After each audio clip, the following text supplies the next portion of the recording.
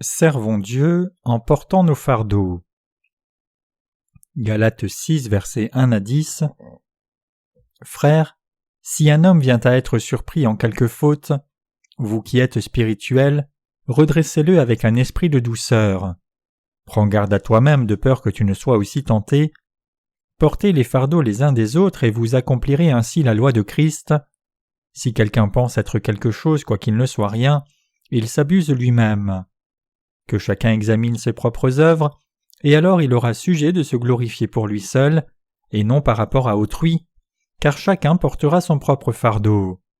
Que celui à qui l'on enseigne la parole fasse part de tous ses biens à celui qui l'enseigne.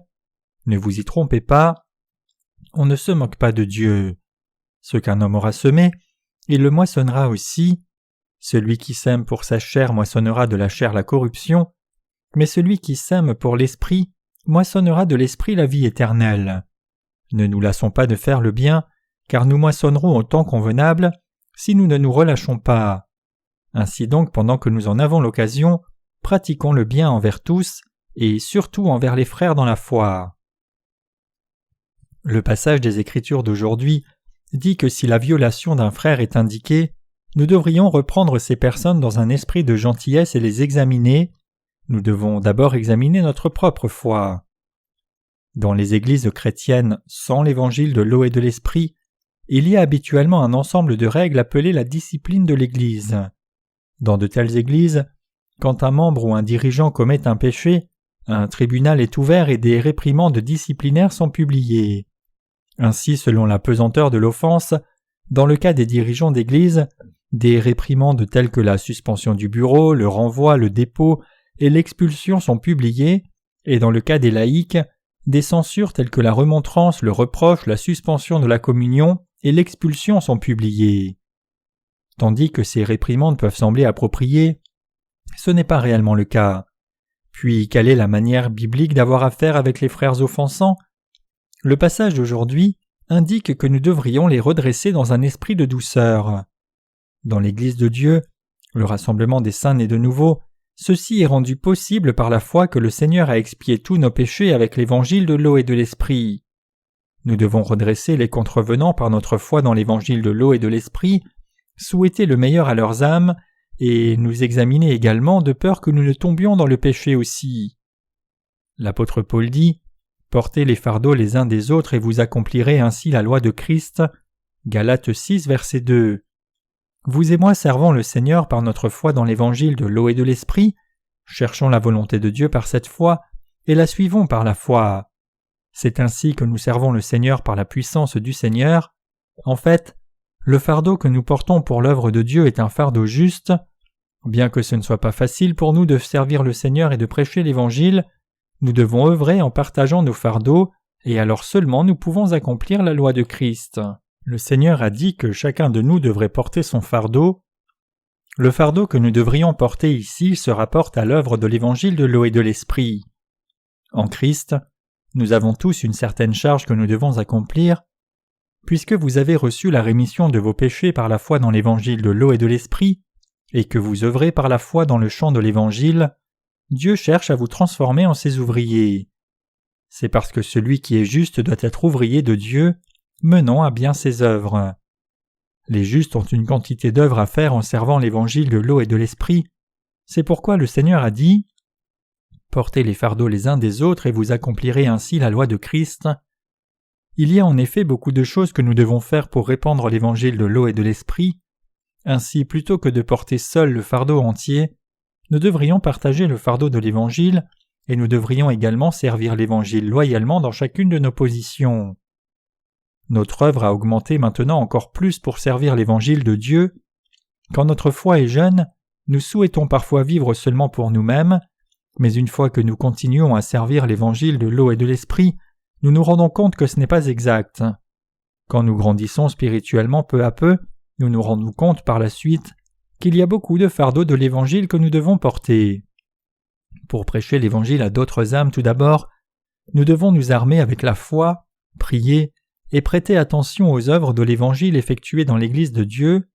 Ce sont les fardeaux que nous qui sommes nés de nouveau devons porter dans son Église. C'est seulement quand nous partageons de tels fardeaux que nous pouvons prêcher l'Évangile partout dans le monde. Comme ceci, à moins que nous ne vivions dans la foi, nous ne pouvons pas prêcher l'Évangile de l'eau et de l'Esprit. C'est pourquoi nous devons porter les fardeaux assignés à chacun de nous. Vous devez porter le fardeau du ministère que Dieu vous a assigné et ne pas vous dégager vous-même de votre fardeau. Comme l'apôtre Paul nous dit de porter le fardeau de chacun, nous savons ce que nous devons faire pour la propagation de l'Évangile. Nous devrions réfléchir à la question « Quelles sont les œuvres que Dieu m'a confiées ?» Nous devrions porter notre fardeau volontairement et nous devrions être fidèles à nos fonctions confiées même jusqu'à la mort. Dieu nous a dit de porter le fardeau de chacun et nous devons terminer loyalement les œuvres alignées à chacun. À moins que nous ne le fassions, toutes les œuvres que Dieu nous a confiées seront ruinées. Je suis sûr que si nous unissons nos cœurs à cette mission, n'importe qui de nous, n'importe qui, pourra remplir ses fonctions assignées. Ceux qui ont offert leur vie au Seigneur sont remplis de bonheur et fiers toutes les fois qu'ils finissent leurs œuvres. Si vous connaissez vraiment la volonté de Dieu, que vous soyez étudiant, adulte, femme au foyer ou jeune, vous ne direz pas « rien ne m'est assigné ». Ainsi je suis sûr que dans notre Église, il n'y a personne qui puisse dire « je n'ai rien à faire puisque rien ne m'est confié ». Pourquoi n'y aurait-il aucune œuvre que vous ayez à effectuer si vous avez en effet reçu la rémission du péché et mené vos vies de foi dans l'Église de Dieu? En fait, il y a tellement d'œuvres dans l'Église de Dieu qui attendent d'être accomplies par ceux qui croient dans l'Évangile de l'eau et de l'Esprit. Nous devons nous examiner pour voir si nous vivons maintenant pour l'Évangile de Dieu. Alors que la Bible indique ici que nous devons porter les fardeaux de chacun de nous doit examiner l'œuvre de Dieu. Nous devons réfléchir sur ce que Dieu nous a assigné et nous devons nous examiner pour voir si nous sommes en effet fidèles à notre œuvre confiée. Quand nous faisons l'œuvre de Dieu, plutôt que de le faire à contre-cœur seulement parce que nous le devons, nous devrions remplir volontairement et par la foi les fonctions que Dieu nous a assignées. Il y a bien longtemps, en lisant Matthieu 3 versets 13 à 17, j'ai découvert le Seigneur de la vérité par la grâce de Dieu. J'ai réalisé à ce moment-là, le Seigneur m'a sauvé comme ceci en étant baptisé et en prenant les péchés du monde une fois pour toutes. Mais que diriez-vous de tous ces chrétiens? Aucun d'eux ne connaît cette vérité d'Évangile. Ainsi, à ce moment-là, j'ai prié Dieu, « Père, donne-moi la force de prêcher l'Évangile partout dans le monde. » Il n'y a eu aucun changement depuis. Je n'ai jamais abandonné le service de l'Évangile de l'eau et de l'Esprit. Naturellement, il y a beaucoup de crises qui m'ont gêné en servant l'Évangile de l'eau et de l'Esprit, mais j'ai prêché cet Évangile sans cesse à maintes reprises. La raison pour laquelle j'ai fait ainsi, c'est que j'ai su que Dieu m'avait chargé de proclamer cet Évangile véritable. J'ai su que si je devais me libérer du fardeau de prêcher et de servir l'Évangile de l'eau et de l'Esprit, des personnes innombrables derrière moi seraient toutes détruites. Ainsi, quoique j'ai été fortement persécuté, je restais inébranlable pour prêcher l'Évangile de l'eau et de l'Esprit. Parfois j'ai été giflé, d'autres fois j'ai été insulté sans aucune raison, mais en dépit de tout ceci, je ne pourrai jamais abandonner la prédication de l'Évangile de l'eau et de l'Esprit. C'est précisément parce que Dieu m'a confié ce fardeau que j'ai porté le fardeau de prêcher l'Évangile. Que ce soit dans de bonnes périodes ou de mauvaises périodes, je n'ai jamais pu abandonner cette œuvre du service de l'Évangile. C'est pourquoi je continue toujours à prêcher cet Évangile vrai, même maintenant. Parfois, j'ai également été tenté dans mon esprit de me compromettre avec les chrétiens qui ne sont pas nés de nouveau. Quand ma foi était très jeune, j'ai même pensé que je devrais abandonner me demandant « Ne pourrais-je pas me mélanger avec les chrétiens mondains et prêcher encore cet Évangile véritable pour moi ?» Mais ce n'était rien qu'un dossier passant par la pensée charnelle. L'Esprit Saint ne m'a pas laissé dans mon ancienne dénomination.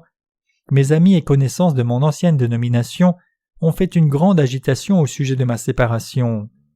Peu importe combien ils ont tendu leurs mains tentatrices, je ne suis pas revenu vers eux. En fait, il n'y a aucune raison pour laquelle nous qui sommes nés de nouveau ne pouvons pas réussir.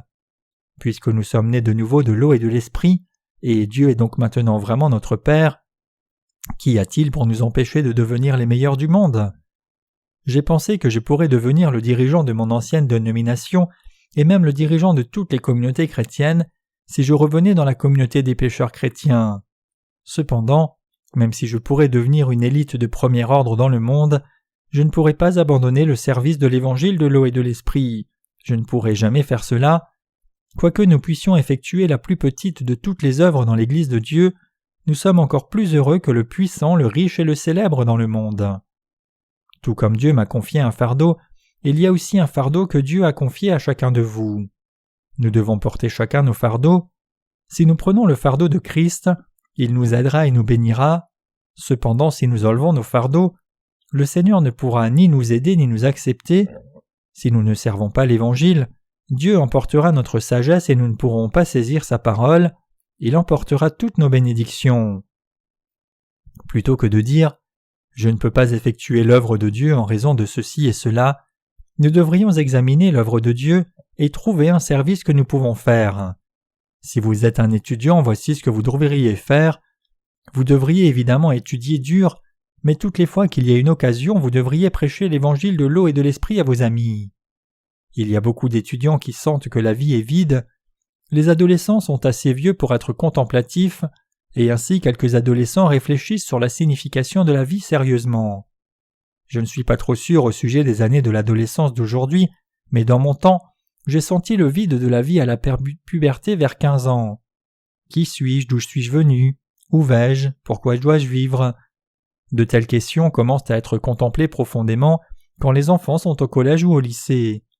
Naturellement, quelques enfants ne contemplent pas cela profondément, mais la plupart des enfants pensent habituellement à de telles questions une fois qu'ils atteignent les 12 ans. S'il y a quelqu'un qui ne considère pas ces questions, il est une personne plutôt particulière. Nous pourrions aussi bien le considérer comme appartenant à une espèce de porc. Ceux qui ne veulent pas se transformer en de tels porcs qui sont seulement heureux à la porcherie, mais sont soudain traînés à l'abattoir un jour, doivent croire dans l'évangile de l'eau et de l'esprit prêché par ceux qui sont nés de nouveau. Il y a un temps où les gens s'interrogent sérieusement sur leur prochain monde et pensent à leur âme, et dans des périodes comme ceci, si seulement le juste les guide un peu, leurs âmes peuvent recevoir la rémission de leurs péchés. C'est pourquoi les étudiants nés de nouveau devraient également prêcher l'évangile de l'eau et de l'esprit à leurs amis. Ne dites pas dans l'Église de Dieu « Je n'ai rien à faire ». Quand il y a tant à faire dans l'Église de Dieu, comment pouvez-vous dire que vous seul n'avez rien à faire? Pendant que nous écoutons la parole de Dieu, prêtons l'oreille à la voix de l'Esprit Saint, croyons en la parole et développons-nous dans la foi, et nous réaliserons le but de Dieu qui nous appelle. Et une fois que nous comprenons sa volonté, nous saisirons volontairement et mènerons à bien les œuvres de l'Évangile. C'est ainsi que nous portons nos fardeaux. Il n'y a personne parmi nous qui n'ait pas de tel fardeau. Chacun a son propre fardeau. Les apôtres ont également eu des fardeaux. Nos ministres ont tous des fardeaux aussi. Chacun de nous a un fardeau, des jeunes aux vieux, des hommes aux femmes, des années de l'adolescence aux enfants de l'école du dimanche. La seule différence, c'est la quantité d'œuvres confiées à chacun, et chaque personne née de nouveau a son fardeau. Quand votre foi est jeune, ce peut être un fardeau pour que vous-même veniez à l'Église de Dieu et écoutiez la parole de Dieu, mais vous devez porter ce fardeau. Écouter la parole de Dieu est une œuvre extrêmement importante que nous devons tous effectuer. Le Seigneur a dit « C'est l'œuvre de Dieu que vous croyez en celui qui l'a envoyé » Jean 6, verset 29. Il y a tant à faire pour l'Évangile de Dieu. Quand nous menons à bien certaines œuvres de Dieu, nous pensons toujours « Quand cette œuvre sera finie, prenons une pause pour nous reposer ». Mais une fois que nous finissons l'œuvre, il n'y a plus d'œuvres qui attendent et ainsi nous devons œuvrer encore plus qu'avant. Mes chers croyants, alors que nous servons le Seigneur, le fardeau du service augmente réellement de plus en plus. Cependant, quand nous portons le fardeau du Seigneur, notre fardeau est lumière. Puisque le Seigneur nous aide, nos fardeaux sont suffisamment supportables même s'ils continuent d'augmenter. Récemment, nous avons fait une mise à niveau complète de notre site web afin de l'adapter à plus de visiteurs. Beaucoup d'ouvriers ont œuvré jour et nuit pendant des mois à ce projet. C'est parce que non seulement le site en anglais a dû être amélioré, mais tout a dû être traduit et amélioré dans plus de 20 langues. En conséquence, nous avons maintenant plus de visiteurs sur notre site web et qui surfent sur nos matériaux. Toute notre œuvre n'a pas été faite en vain. Puisque chacun de nous a porté son fardeau comme ceci, nous avons vu beaucoup de fruits spirituels. Car nous avons porté les fardeaux de chacun et avons accompli nos rôles dans nos positions, nous avons édité beaucoup de livres d'évangile, et nous les partageons maintenant partout dans le monde. Puisque nous avons traduit les livres d'évangile de l'eau et de l'esprit en beaucoup de langues du monde, et les avons mis sur nos sites web en livres et e-livres, les gens dans le monde entier peuvent télécharger nos e-livres et demander les versions imprimées aussi. C'est précisément parce que nous œuvrons unis ensemble que l'Évangile se répand avec un succès si énorme. Récemment, nous avons eu beaucoup d'Allemands sur notre site. Si 20 de nos ouvriers allaient personnellement en Allemagne servir là, aurions-nous accompli même un dixième de ce que nous avons accompli par Internet en répandant l'Évangile? Non, nous ne pourrions jamais avoir accompli autant que ce que nous avons accompli ici en Corée par Internet.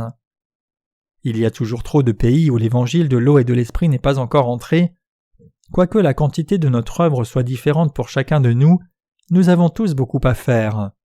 Nous ne pouvons même pas nous permettre de nous reposer le jour du Seigneur, bien que notre souhait serait de nous reposer au moins un jour par semaine, et la raison à cela, c'est que si nous n'accomplissons pas chacun notre charge, cela ralentira la propagation de l'Évangile. Si nous accomplissons chacun notre charge de quelque position qui nous ait été assignée, nous pourrons accomplir la volonté de Dieu de proclamer l'Évangile partout dans le monde.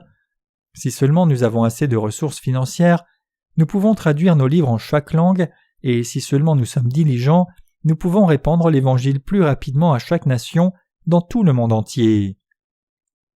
Dieu a dit que quiconque œuvre pour l'œuvre de Dieu devrait être diligent lui-même. Quelqu'un qui est paresseux ne peut jamais inspirer d'autres ouvriers à effectuer l'œuvre de Dieu. Celui qui fait l'œuvre de Dieu doit être lui-même bien plus diligent pour inspirer d'autres ouvriers. Quand ceux qui œuvrent avec lui sont endormis, il doit préparer l'œuvreur à l'avance. Puisque celui qui délègue l'œuvre de Dieu à d'autres doit assigner des choses, il a beaucoup à faire. Quiconque a reçu la rémission du péché a beaucoup de charges à effectuer. Nous avons besoin également de personnes qui prient pour nous.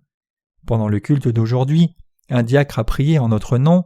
Il a prié pour tous nos ouvriers œuvrant dans chaque nation, des États-Unis, en Chine, au Japon, en Russie, en Mongolie, pour nos collègues partout dans le monde et pour les âmes perdues dans chaque recoin du monde. Ainsi, si nous devions prier pour chaque nation, il y a beaucoup à prier. Je sais et crois que ce n'est jamais en vain que nos saints prient et demandent ainsi l'aide de Dieu pour nos ministres, les âmes perdues et chaque nation. Je crois que Dieu répondra à leurs prières et nous aidera. Il doit y avoir des saints qui prient pour la propagation de cet évangile véritable. Ainsi, si vous pensez que vous n'avez rien que vous pouvez faire, tout ce que vous devez faire c'est prier. Les prières sont énormément importantes. C'est également pour cette raison que nous devons continuer à tenir des réunions de prière le matin dans l'Église. Pour être honnête, je suis si occupé avec le ministère réel que je n'ai pas assez le temps de beaucoup prier. Même lorsque je prie, c'est habituellement pour nos ouvriers et mes prières sont larges plutôt que d'être plus spécifiques et détaillées. C'est précisément parce que moi-même suis incapable de prier beaucoup que j'ai besoin de ceux qui prient pour moi. L'apôtre Paul a également demandé de telles prières indiquant « Priez pour moi, afin que j'annonce l'Évangile avec hardiesse » Éphésiens 6, verset 19. Ceux qui prient devraient prier loyalement, et ceux qui sortent réellement pour œuvrer devraient mener à bien leurs œuvres assignées loyalement. C'est ainsi que nous portons chacun nos propres fardeaux. Nous devons tous être fidèles aux charges qui nous sont assignées. Nous ne pouvons pas simplement faire une œuvre hésitante et dire que c'est assez, parce que nous œuvrons devant Dieu par la foi. L'œuvre de Dieu est quelque chose qui doit être fait avec l'attachement de toutes nos vies. Si nous ne pouvons pas réaliser quelque chose lorsque nous mobilisons tout moyen, alors nous devons demander l'aide de Dieu. Y en a-t-il parmi vous qui disent « J'étais très occupé quand j'étais dans mon ancienne église, mais maintenant que je suis entré dans l'église de Dieu après avoir été sauvé de mes péchés, il n'y a rien à faire ?» Si vous sentez qu'il n'y a rien à faire après avoir rejoint l'église de Dieu, alors voici ce que vous devriez faire. Tout d'abord, vous devez assister au culte et écouter attentivement la parole, et deuxièmement, vous devriez participer à ce que l'Église fait, même si c'est des courses urgentes. Nous devons remplir la charge confiée à chacun de nous. C'est seulement quand nous sommes tous fidèles que l'œuvre de Dieu est accomplie avec succès. Une fois que nous commençons personnellement à effectuer l'œuvre de Dieu, nous nous rendrons compte qu'il y a tellement à faire. Tandis que certains dans l'Église de Dieu ont trop à faire, d'autres ont trop peu à faire. Par conséquent, pendant que votre foi se développe, vous devez suivre votre prédécesseur dans la foi. Quoi qu'il fasse, vous devez vous unir à eux, et vous devez tout faire de votre propre volonté. C'est ainsi que vous vous renseignez sur l'œuvre de Dieu, vous renseignez sur la foi dans le Seigneur, et servez le Seigneur. Et à ceux qui effectuent loyalement leur charge, d'autres charges sont confiées pour continuer à mener à bien les œuvres de Dieu. C'est pourquoi nous devons porter nos fardeaux en servant l'évangile de l'eau et de l'esprit. Vous et moi devons nous rappeler la parole disant de porter nos fardeaux. Le passage des Écritures d'aujourd'hui dit « Si quelqu'un pense être quelque chose quoiqu'il ne soit rien, il s'abuse lui-même, que chacun examine ses propres œuvres, et alors il aura sujet de se glorifier pour lui seul et non par rapport à autrui, car chacun portera son propre fardeau. » Galates 6, versets 3 à 5. Dieu a dit que celui à qui on enseigne la parole devait partager toute bonne chose avec celui qui enseigne. Et Dieu a également dit que si quelqu'un pense être quelque chose quand il n'est rien, il se trompe. Ma foi est-elle vraiment appropriée? Est-ce que je crois vraiment en Dieu et compte sur lui, et ai donné mon cœur entier pour le Seigneur? Est-ce que je vais partout où le Seigneur me mène, séparé du monde? Est-ce que j'essaie de vivre seulement pour moi? Ma foi est-elle vraiment droite? Est-ce que je suis vraiment un ouvrier devant Dieu? Suis-je vraiment devenu serviteur de Dieu? Vous devez vous examiner pour répondre à ces questions. La Bible dit que si quelqu'un pense être quelque chose quand il n'est rien, alors il se trompe. Bien que nous menions une vie de foi, quand nous nous examinons devant Dieu, nous voyons qu'il y a vraiment beaucoup d'aspects qui demeurent toujours sans changement. Quand nous contemplons sur nous-mêmes pour voir si nous croyons complètement au Seigneur, si nous vivons en effet avec lui et si nous avons en effet été améliorés avec lui, nous voyons que ce n'est pas réellement le cas. Devant Dieu, nous devons apprendre la vérité qui nous mène à la connaissance de sa justice. Pour ce faire, nous devons enlever la crasse de nos cœurs et nous devons suivre le Seigneur par la foi. Quand nous réfléchissons sur la parole devant Dieu, nous devons nous examiner pour voir si notre foi est appropriée et nous devons devenir des hommes et des femmes de foi pour enseigner beaucoup plus de personnes. Paul a dit que celui à qui l'on enseigne la parole fasse part de tous ses biens à celui qui l'enseigne. Galates 6, verset 6, c'est approprié. Ceux qui enseignent la parole de Dieu doivent eux-mêmes croire la parole de Dieu et la suivre, précisément parce qu'ils sont responsables de ce devoir très important d'enseigner la parole.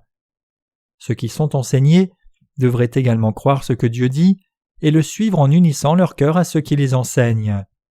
L'apôtre Paul continue ici en disant « Ne vous y trompez pas, on ne se moque pas de Dieu.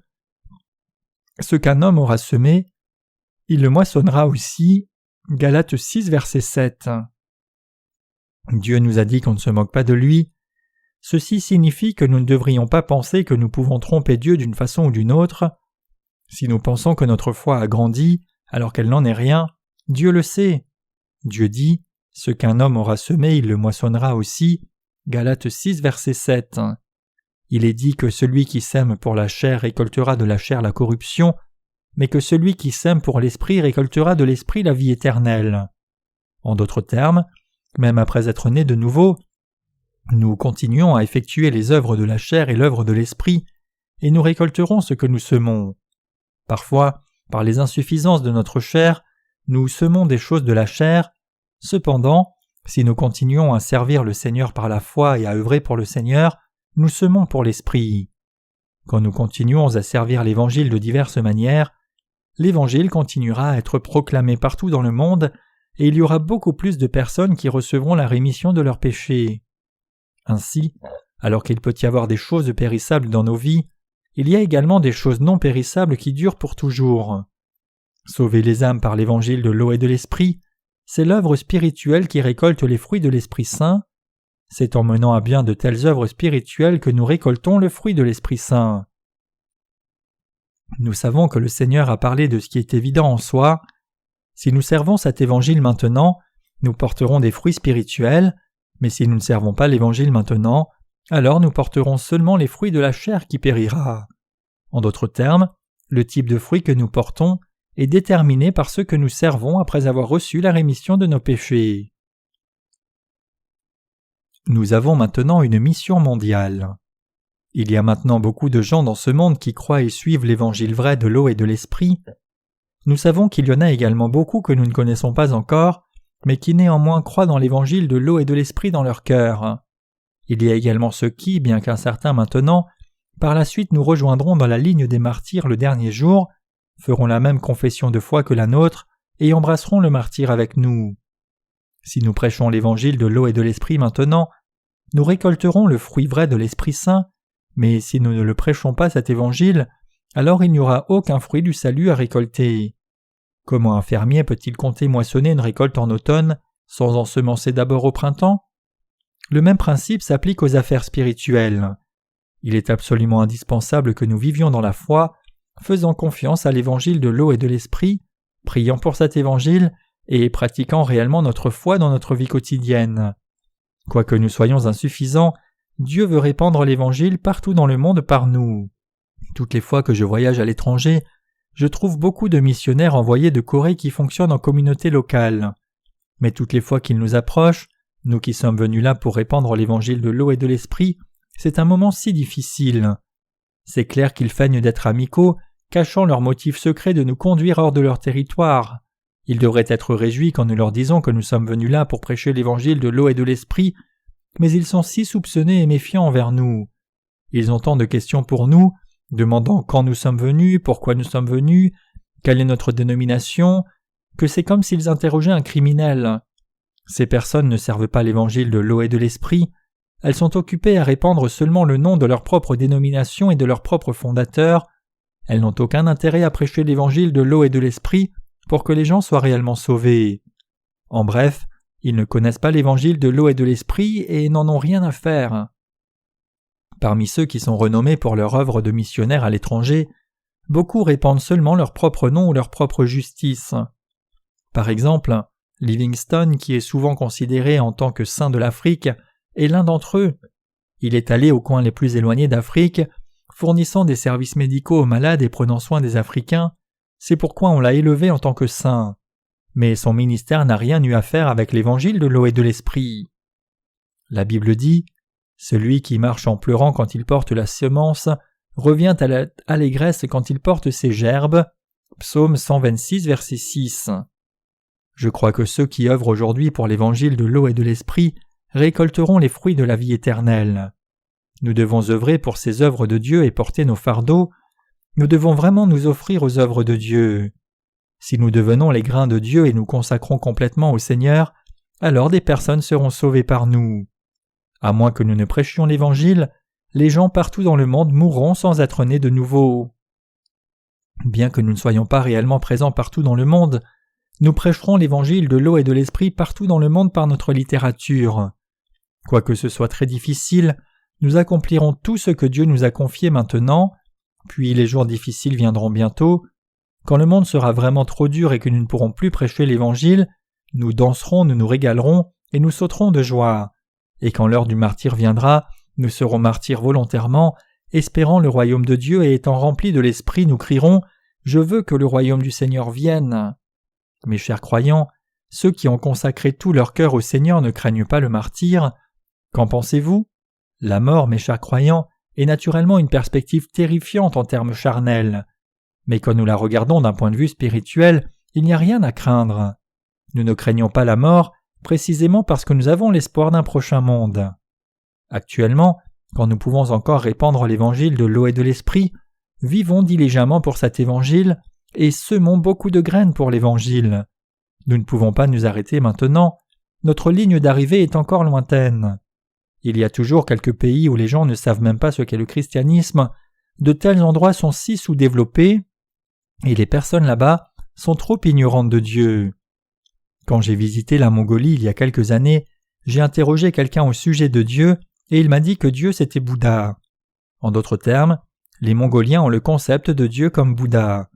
Leur concept de déité n'est pas défini par Dieu mais par Bouddha, et ils croient que Bouddha est la déité toute-puissante.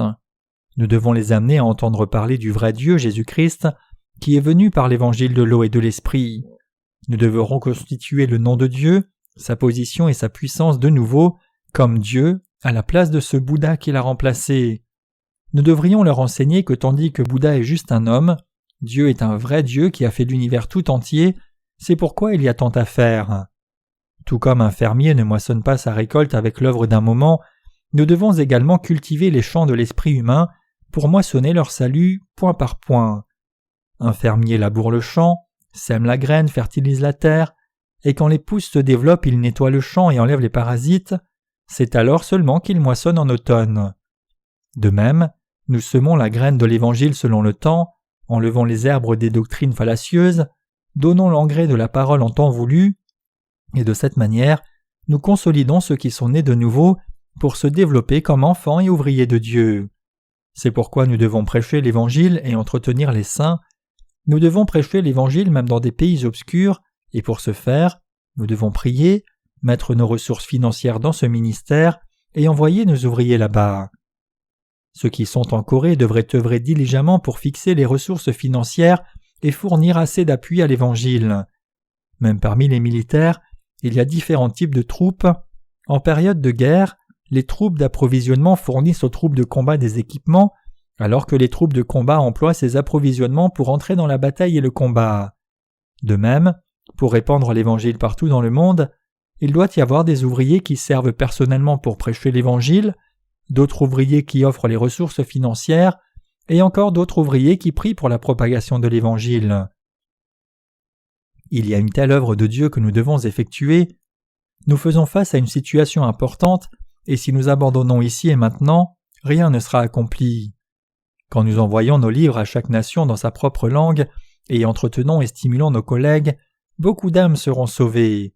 Il n'y a plus de temps pour nous reposer en ne faisant rien, nous devons prendre nos fardeaux et œuvrer, tandis que nous pouvons encore mener à bien les œuvres de Dieu, il y a tellement à faire.